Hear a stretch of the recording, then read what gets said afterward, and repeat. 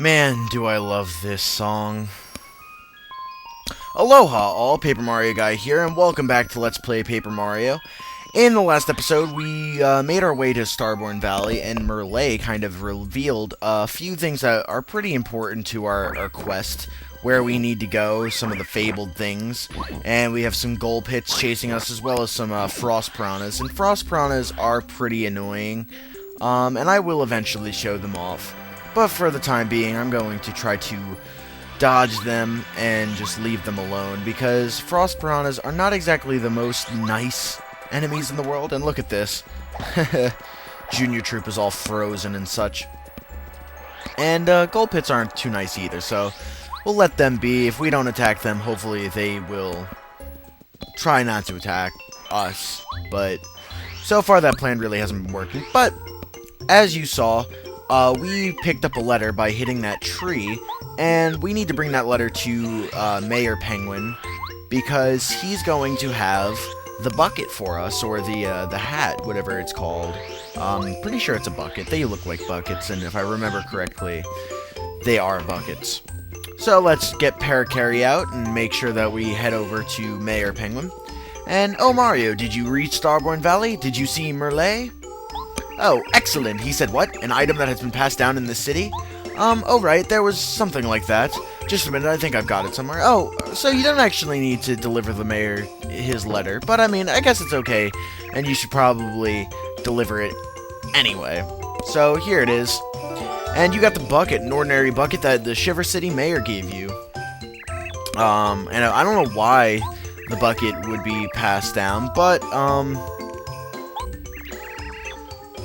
I guess he knows a little bit more about this stuff than we do, which is good. But, alright, well, let's deliver our letter now. We'll probably get a star piece.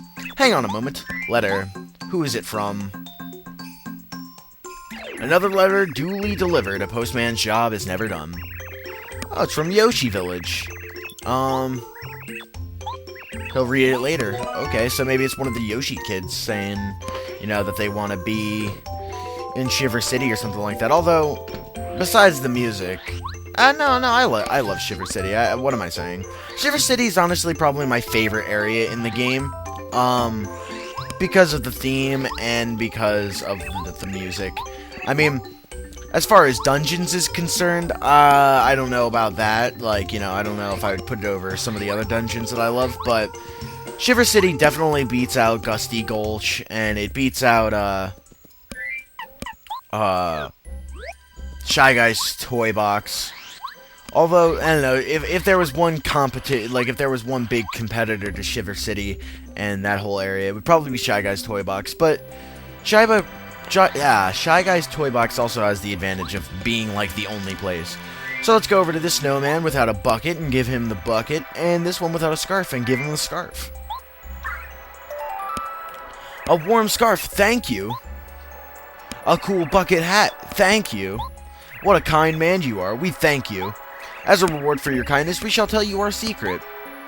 And these snowmen can apparently stomp around, and I'm pretty sure these guys are modeled after the snowman doll, or the snowman doll was probably modeled after this guy. I don't know which one they created first, but both are pretty cool looking.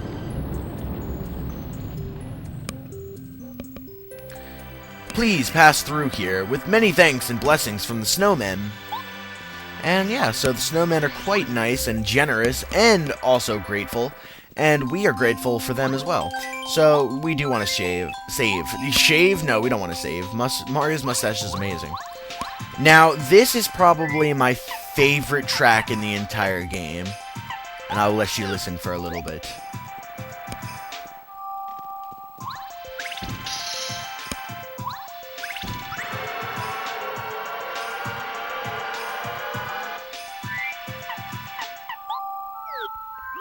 This song is just so good. I don't know, I love it. I really do. But we're gonna have to interrupt it because we have to fight both a gold pit and a frost piranha. So let's attack the gold pit over here. And we didn't quite take him out, but we'll take him out with, I don't know what.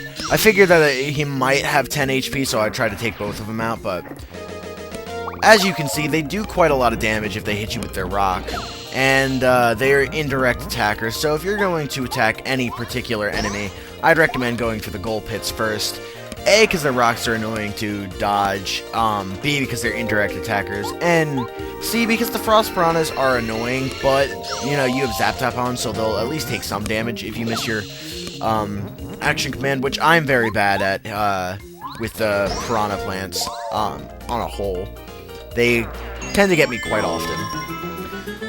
But those are the frost piranha and the gold pits, so I got to see them anyway, so I'm glad I kind of dodged them earlier, because really, I mean, unless you fight them in decently sized groups, you really don't get too much experience for them, and I don't really find it worth, you know, stopping to fight them, so I'm going to be trying to dodge them. Don't attack me! Ah! Haha! Aww! I was just about to start laughing, and because of my victory, but no. So, we actually have a lot of great items right now, but we're not going to use any of them, because we don't really need to use any of them. Is there any multi-attack? It's looking like there's not. So, with what, we're going to switch to Bombette, actually, and we're going to use Starstorm. And, yeah, that should be good. We'll just use Power Bomb or Mega Bomb to take out all... No, it's Power Bomb. Take out all these frost piranhas, and we should be good. Hopefully they won't... I mean, they'll probably wind up doing a max of 12 damage, unfortunately, because I'm so bad at the action commands. Let's try this film. Damn it! I don't know what I'm doing wrong. Damn it! I cannot hit that action command to save my life. But it doesn't matter, because we have Bombette helping us. And she is just a charm. She has a joy to have in this party. We're up to 23 star points, like Michael Jordan and LeBron James. Oh, you gotta be joking me. Piss right off. Alright, we're going for the same exact strategy as last time. Hopefully the gold pit dies. I don't think the gold pit has more than 12 HP, but I could be wrong. Oh. Alright. And I mean, if we are fighting these guys, I mean, we'll probably wind up getting to our next level up relatively soon. But that's a lot of coins, and I got some hearts back. And I'm gonna keep Watt out again, because yes, as I thought. There's an Ultra Shroom up in here, so don't forget that one, because there's limited Ultra Shrooms in the game, because I don't think you can buy them from any particular area, so you don't want to be, you know, missing them. Okay, oh crap, not Goombaria. So this is where Kooper is used, and one of the reasons I upgraded him, because stuff like this will happen, and Kooper will have a few times where this will happen. Everybody's confused. No! What's wrong with me? What's wrong with my eyes? You look just like me. Yeah, so it's clear who the imposter is in this particular case.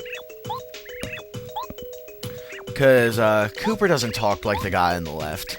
And he seems very, very insecure about who he is. So let's hit him. Oh, it's a Dupless. How'd I know? So, yeah. We're gonna have to fight with this particular fight with Kooper, and it's really not that hard, especially if Merly's just gonna come in and allow me to just dominate them. 8. 16, and the first Duplagos goes down. So I guess it's not technically I guess Dupless is only the guy in the second game, and they're actually all called Duplagos, but basically, Duplagos are just like the guy, what's-his-face? I cannot think of his name right now. I know, Lee. He's just like Lee from, the dojo, where, you know, he transforms into your partner, and takes on all of your partner's abilities, as well as his stats and stuff like that. So, Kooper is kind of one of the more annoying ones, because he has an actual defense. But, I mean, if you have someone like Watt out, it's annoying, because then Zap Tap doesn't affect them. And, I mean, you know, it's just really not that fun of a a person to... Not that fun of an enemy to fight, though they are kind of weak. And we are getting a first strike on a snow clubber? White clubber, I'm sorry. I could have sworn it was a snow clubber, but... You know, it's okay. I don't think many of you really give two shits about the names of these enemies in the first place. See, I'm so good at hitting those, and I feel like that action command would be much harder than the Frost Piranhas. But, I don't know. Some people are good at some things, some people are bad at other things. I happen to be bad at defending against white clubbers. Or, I mean, Frost Piranhas. But anyway, as I alluded to earlier, I knew we were going to be getting another, what is this? Another, Super Block, or Ultra Block. And, now we can choose between Parakarry, Bow, and Lackluster. I think I'm gonna upgrade Lackluster. Because Lackluster is the bomb. He's the bomb diggity. He's Lackluster. He's Michael. He's Spike. He's all these different things. So, Lackluster, with his cloudy goodness, has now been upgraded. And we're just gonna go straight back to Watt anyway, because there's a few hidden blocks in this area, I'd like to say. And we want to make sure that we don't miss any of them, because normally they have good stuff. So, in this particular area, you are going to have a bunch of different blocks right here, and you can find multiple pebbles around the area. But what will happen is if you take an item out of here, a giant stone wall is going to fall. And obviously the pebble is a really weak item, you know, it's not going to do anything, but it's a good placeholder. So put it in the slot and you can pick and choose. And like I said, I'm pretty sure you get multiple pebbles along the way. But honestly, the Snowman doll really isn't that great of an item. And Thunder Rage only really works for one enemy. So, I mean, I guess you could come back here and get it, but it doesn't really do that much damage at this point in the game, and I don't really find it to be all that useful. But that's just me. Okay, so I don't know why we climbed up here. So come down here, and there is a crack in the wall where you can use Bombette to find a secret package. Yeah, we're not playing Grand Theft Auto Vice City. Speaking of which, I need to do those extra videos. Shit, I totally forgot about that. But, a secret passage, and I do believe that this is the Crystal Palace, or at least the secret palace that we were talking about. So, as you can see, this wall is just a hoax. It's not really real. It's a red herring, if you will. And at last, it is Mario. I'm glad you found this place. I've been expecting you. Ho ho. Do you find it strange that I know of you? My name is Madame Merlar. I am a messenger of the stars. You know Merlin and Merle well. I am their ancestor. The stars spoke to me as of you through my dreams. They said you would come to the shrine on Shiver Mountain. It is here that I guard the way to the Crystal Palace. We have little time to waste, so listen carefully. You may not know this, but the followers of Bowser have invaded Crystal Palace, where the stars are honored. Now, what I have to tell you is very important. Listen to every word I say. I can't tell you the whole tale. In the interest of time, I'll be brief, so pay attention to the key points. The story begins a long, long time ago. I was still a young woman back then. A horrible thing happened on the mountain one day. I ran there immediately but it was actually... Oh, such a sight. It was so. It was none other, than I.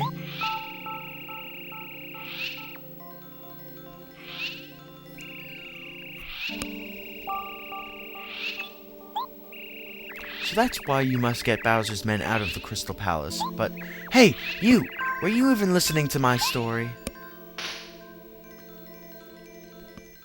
Well... Okay, then. As I was saying, you need the Starstone to reach the palace. I'll give it to you. With this stone, you can open the way to this Crystal Palace. Go on, make haste. Do you think you understood my shortened version of this tale? It really doesn't do the story justice, you know. Perhaps one day I'll tell you the full story. Until then, good luck. Well, that was an interesting ruse, an interesting anecdote that she told us. Apparently Mario didn't think so, but now we have the Star Stone, and we can get back onto our Shiver Mountain trail, you know, scaling up. And now that we have the Star Stone, place it into this icicle block. It will recess back into the mountain, and a giant staircase, or series of staircase rather, will appear, and that will help us on our way, and we can find plenty of goodies and things that will help us on our quest.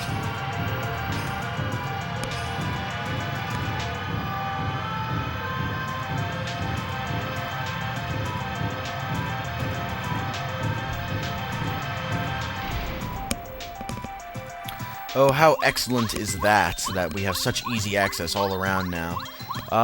That's a white clubber. Hello, white clubber. But over here we have the Mega Jump badge. So now we can do a Mega Jump, which is going to cost, I think, like 4 HP or 4 FP, but it's going to be incredibly useful and, you know, all that. So if you're into that whole deal using badges, go over there. But that does it for this episode. This is an excellent place to stop. I am Paper Mario Guy of the KoopaNinjaBros. In the next episode, we will foray into the Crystal Palace itself in order to save our next Star Spirit, as well as get some goodies lying around the outside of Crystal Palace. And it should be fun. So if you enjoyed this video, be sure to give it a thumbs up, and I will see you guys all in the next episode. So see you then.